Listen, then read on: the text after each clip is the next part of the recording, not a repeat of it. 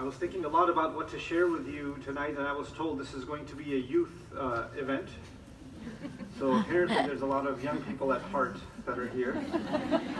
I'm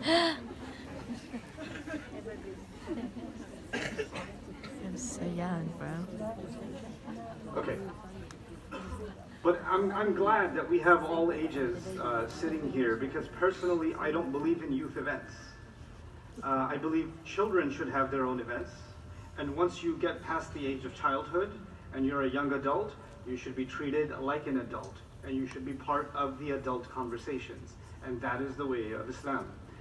We have in Western societies this idea that first you're a child, then you're an adolescent, then you're a teenager, and then after you're a teenager, you're a stupid college student, and you're still figuring yourself out. You know, and then eventually, maybe, you know, when you're in your mid-20s or 30s, oh, they're still young. You know, and this idea, so what that does is it keeps young men and young women from mentally actually even thinking of themselves as fully grown adults.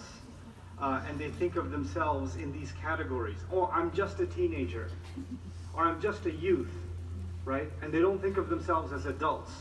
The way that I categorize this is, especially, okay, even if you take the Western standard, many countries, what age do you get your driver's license in Australia? 16. Okay, so if you get your driver's license at the age of 16 and you cut a red light, right, you go straight through a red light, is the police officer going to, or is the law going to treat you differently from a 40-year-old that went through a red light? No.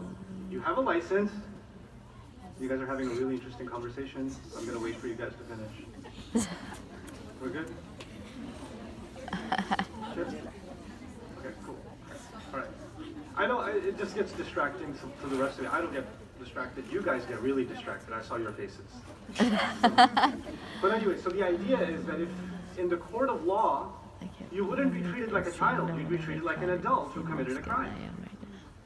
If what you consider just a teenager went and stole something and they go in front of a judge, they're going to get treated like they committed that crime. And what's even more important is if a young person dies and they go in front of the court of Allah, it's not like Judgment Day has a separate category for teenagers that are going to be judged differently than other adults. Once you hit the age of puberty, and once you formulate yourself physically and mentally, you're becoming an adult, now in the court of Allah, and actually in most societies, even in the court of the law of the land, you're an adult. But for some reason, we refuse to treat them as adults within. Okay. So for some reason, we refuse to treat our youth as adults. And I refuse to do that. I refuse to talk to them as though they are kids. I want to talk to them as though they are adults. So I'm glad that I sit in this audience in front of you in what is supposed to be a youth program, and we have people that are grandfathers and grandsons sitting next to each other, and it's all good. That's how it's supposed to be. Okay? But now I want to get to the subject that I wanted to share with you a few thoughts about. And it has to do with a surah I was studying some time ago, Surah Al-Waqi'ah. And Allah describes a scene on Judgment Day in Surah Al-Waqi'ah. Most of the time, in most of the Quran, when Judgment Day is described, there is the people that are going to Jannah and there are the people that are going to Jahannam. Two categories, right? So there's people in the nar, in the fire, and people going towards Jannah. Simple, clear, simple category. What makes Surah Al-Waqi'ah interesting is that instead of two categories, Allah gave us three categories. So He said, Ashabul Maymanati ma Ashabul Maymana, the people on the right side, which is of course the people that are going to be given the book in their right hand, and as a result of that, they're going to be making their way towards Jannah, which is described in Surah Al-Tahrim as Rabbana atmim lana nurana, our Rabb, complete our light for us, allow us to make it all the way to Jannah. It's a long walk to Jannah on Judgment Day. But because you have the book in your right hand, light is coming from your right, and it's coming from your chest because of the iman you had in your heart. Nuruhum yas'a bayna aydihim wa bi'aymanihim, and they're walking towards Jannah, the gates of heaven. That's what's happening on Judgment Day. These are the people on the right. And then you have the people on the left. وَأَصْحَابُ الشِّمَالِ مَا أَصْحَابُ الشِّمَالِ. There's the people on the left. Makes sense. But then, unusually, Allah adds a third category, and He said, وَالسَّابِقُونَ السَّابِقُونَ. The people who come first, the people who come first, the first and the foremost, the VIP section. And why are this? So I want you to visualize this. There's a huge chunk of humanity on the right side, there's a huge chunk of humanity on the left side, and then there's a small group of humanity that's in the front. There's the right section, the left section, and the front section, and they have been brought close to Allah. أُولَٰئِكَ الْمُقَرَّبُونَ. They've been brought close to Allah. They've been given this unique place, even on Judgment Day. So what is it that made these people special? And how are they different from the people of the right hand? Many people, when they interpret this ayah and they think about this ayah, they think about how the muhajirun, the people who accepted the call of the Prophet ﷺ, when he was in Mecca, the first people to accept Islam, like Abu Bakr as-Siddiq radiallahu ta'ala anhu, Ali radiallahu ta'ala anhu, the earliest Muslims, they were the first to accept, and the ayah says the first ones, so this must mean the earliest Muslims. It must mean the earliest Muslims. We'll dig into that in a second.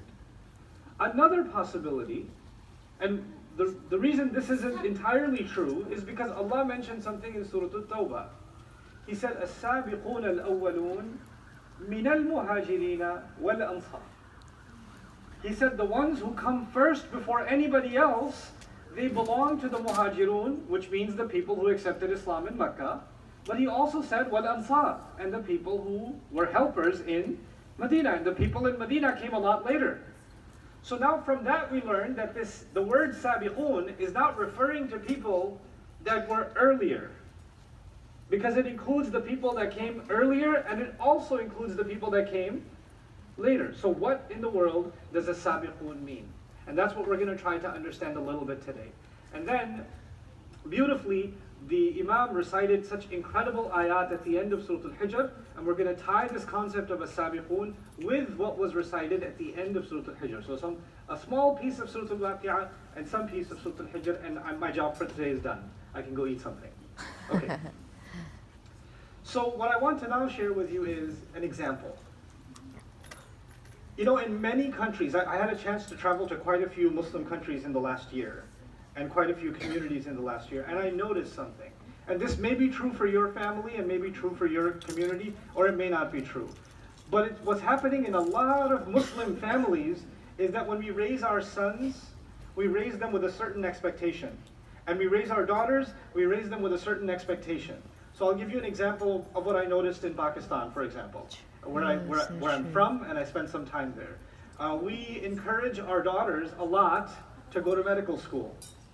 And so lots and lots of girls in Pakistan, by the millions, are becoming medical doctors. But not because they're going to actually become medical doctors. Once they have the medical degree, that makes them a really good candidate for getting married.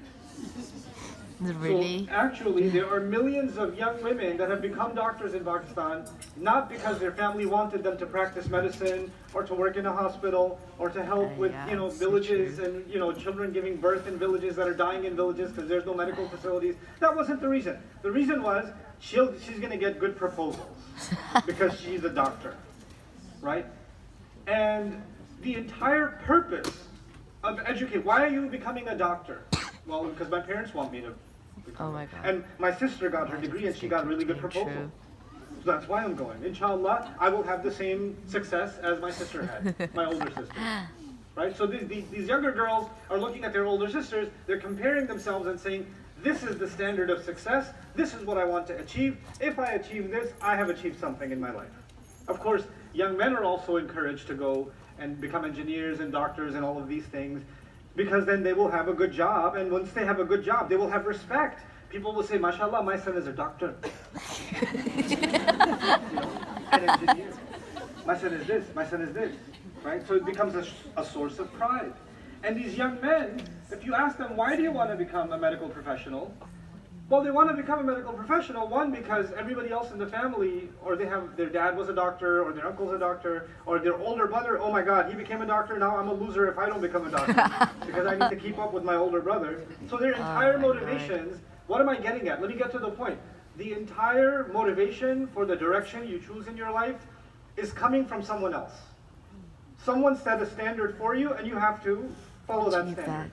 And most of that time, that standard is designed by comparison. Look at those people. They did it. Look at how much money they made. Look at how much respect they have. You should be like that. That works. So basically, we are in the hundreds of millions, nations of followers. Not just in our religion. We follow something in our religion. We follow the same pattern in the prayer. We follow the same schedule for Hajj and Ramadan. Not just in our religion, but even in our careers, in our thought process, in our priorities in life. The priorities have previously already been decided. And we just, generation after generation, pumping out the new set of, the same old set of priorities. This is a phenomenon that I noticed wherever I went. And I want to compare that to something I saw in the United States, and something I saw in some other countries in the world that are very successful. So you have this crazy idea that, what happens in the US? You have people like Mark Zuckerberg, and you have people like Elon Musk, and I don't like these people. Well, I'll tell you something about them. They're weird, and they don't follow a standard. And it's not just these examples of people that made very gigantic companies and conglomerates, but you have people that didn't follow a standard. They started something new. And when they started something new, everybody around them said, that's exciting. If you were in Bangladesh or Pakistan or Jordan, and you wanted to start something new, what would everybody in your family tell you? I know.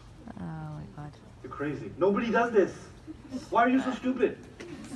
Why can't you be like your cousin? Why can't you be like your brother? Look at your sister. Look at this one. Look at this one. Follow, follow, follow. Why are you doing something new? You can't do something new. You're crazy. If you do something that nobody else is doing, you are insane. Maybe we should take you to the imam. He will do some ruqyah on you. He will, recite some Quran and, solve your problem. Right? But what does that have to do with the Sabiqun? Rasulullah sallallahu alayhi wasallam comes to Makkah, and these people have a religion. They have a culture.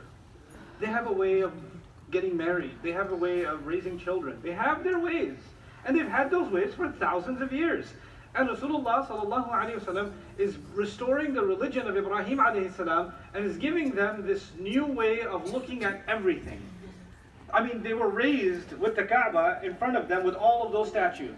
And their father was raised with that. And their father's father was raised with that. This is normal part of their life. This is a national monument to them. And the Quran comes and Rasulullah sallallahu alayhi wasallam comes and he says something completely new. This is all wrong.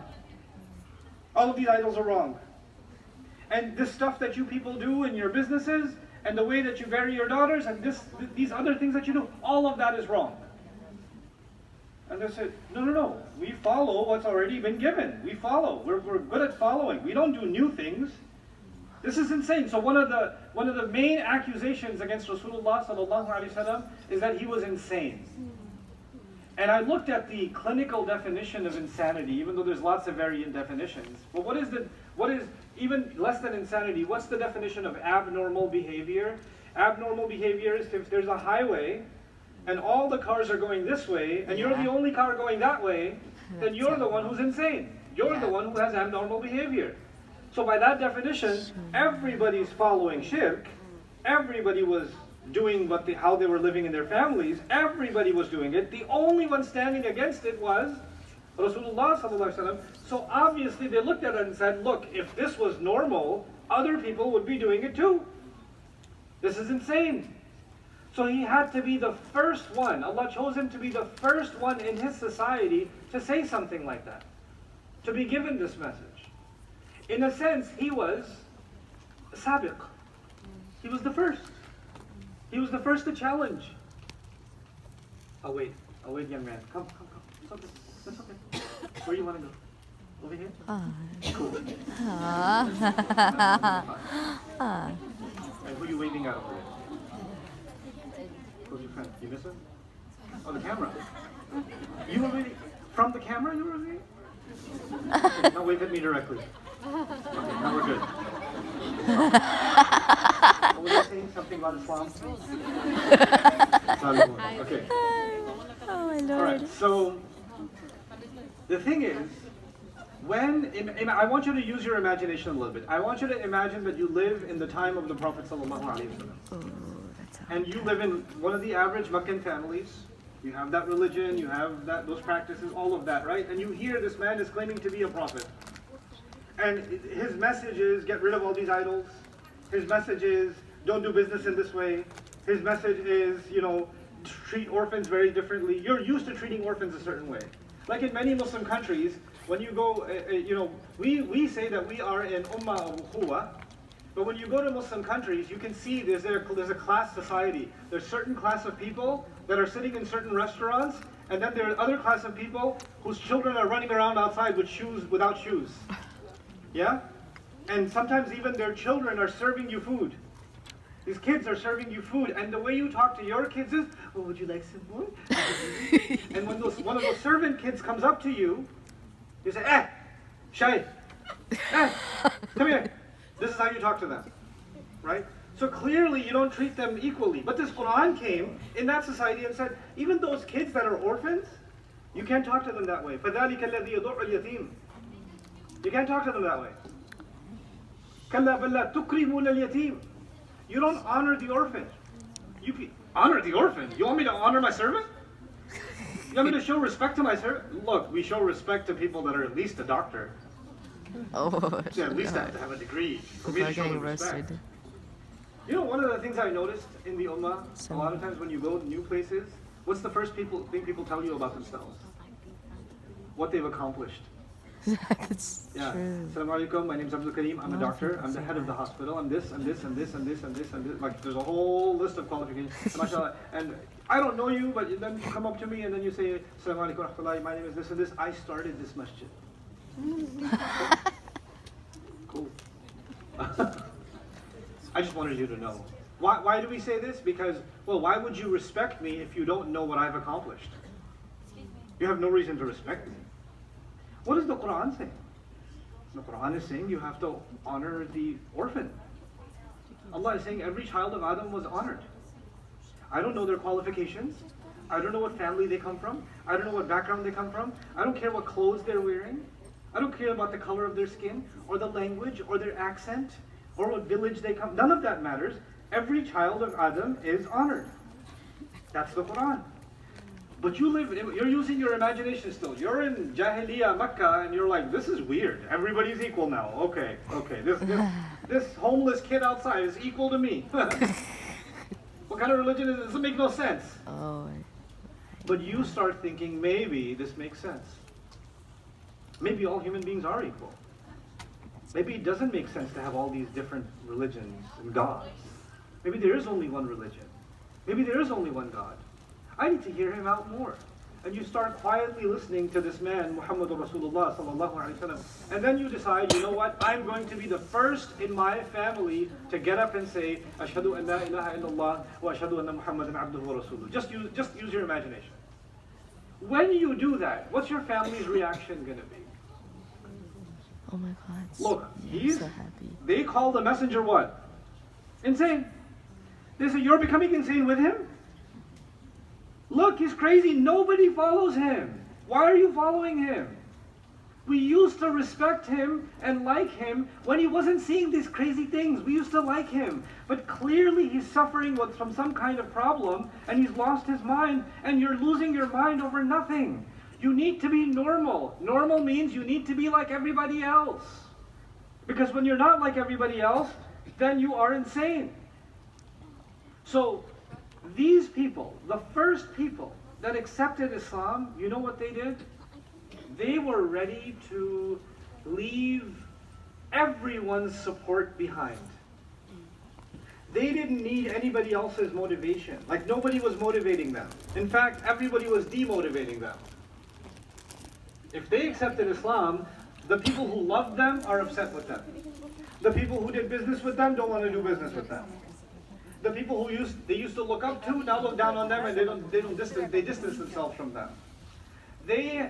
Everybody they loved hates them in return now. They become isolated and alone and lonely, even as some of the people in the audience that may have taken Shahada, they come from non-Muslim families, and they took Shahada, and what they experienced from their family. Some families are supportive. Others say, what have you done? You broke this family. Why can't you be normal? Why are you so strange? Why are you accepting the religion of the enemy? This is the kind of things they have to hear. But they become a sabiq in their own family. The Sahaba became sabiqun in their own family.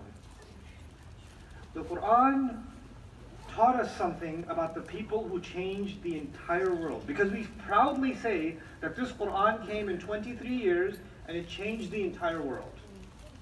To change the entire world, you can't follow the world. You have to do something new. You have to do something new. It's never been done. You have to challenge what everybody else is doing and not care. If you're right, you're going to do it.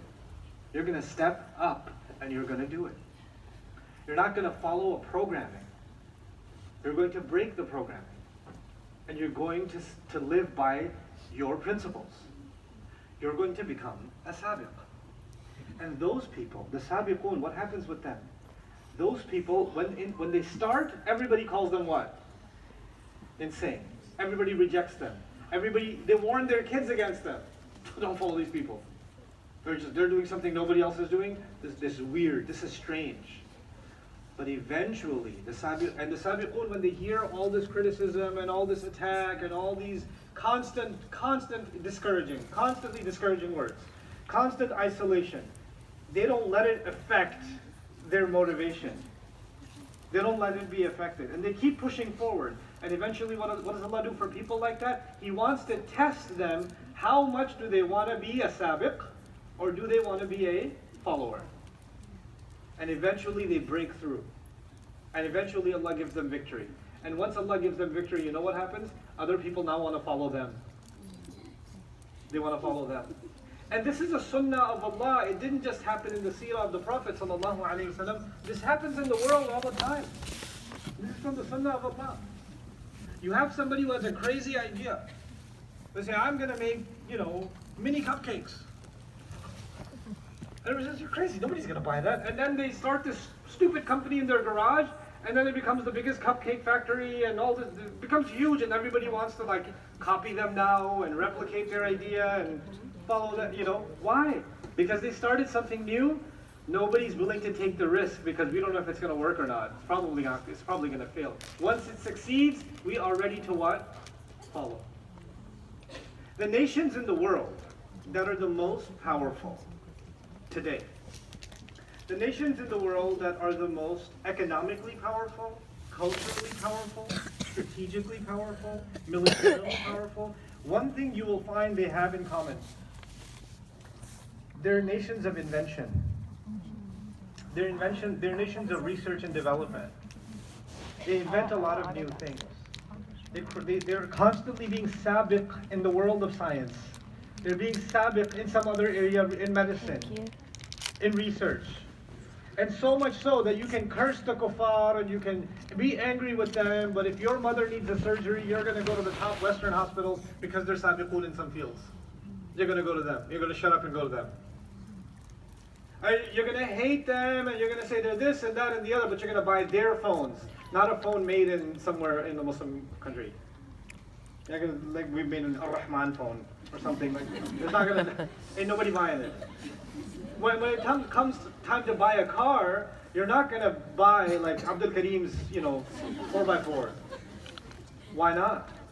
Because those people became sabiqun in building cars. They became sabiqun in building microchip technology. They became sabiqun in medical research, isn't it? And when they become sabiqun, the entire world starts depending on them. They start depending on them. But the thing is, what makes them so powerful? Is it their natural resources? Is it oil? Is it gas? Is it minerals? Is it plutonium? No, it's the human mind.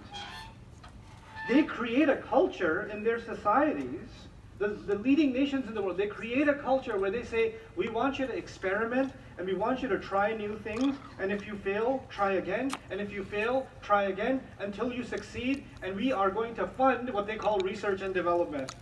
That's what they do.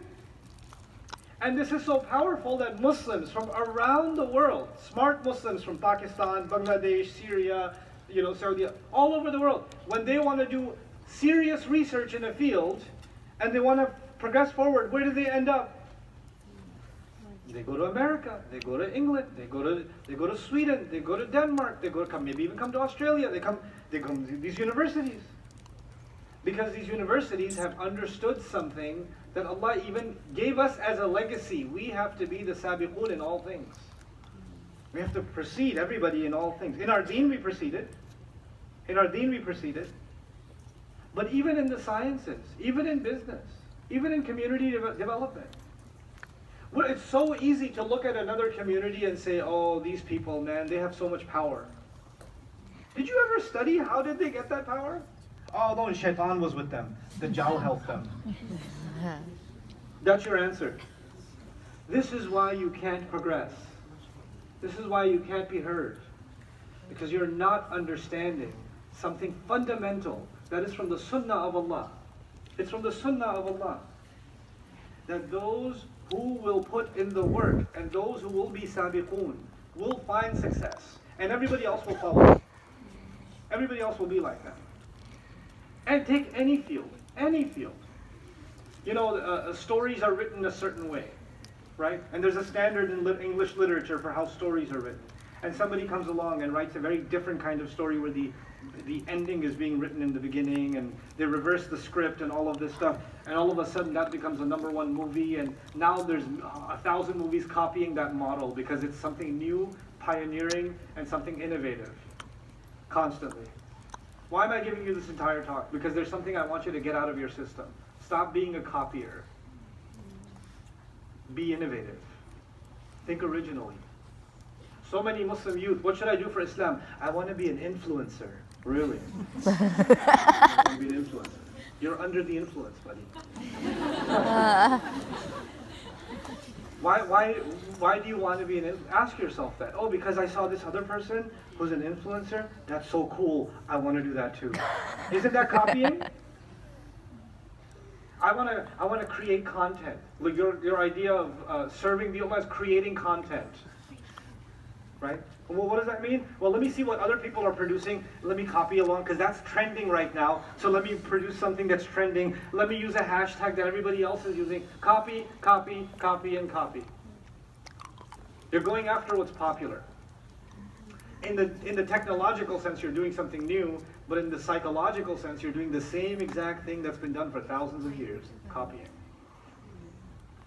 In our deen, we are given a purpose, a mission. Muslims should not think of themselves as minorities like other minorities. I'm talking to the Muslims that are living in Australia, for example, because I'm here right now, so I'll talk to you guys. Like I'm from the United States. They'll say in America the Irish, or the Chinese community is a minority, the Latino community is a minority, the different religious community, the Buddhists are a minority, the Hindus are a minority, the Muslims are also a minority, right? We're just a minority community. You see, you allowed somebody else to identify you. You did that. You accepted that identification. And then because we're this minority, we should move to this minority neighborhood. And then we should do the things that we always do, right?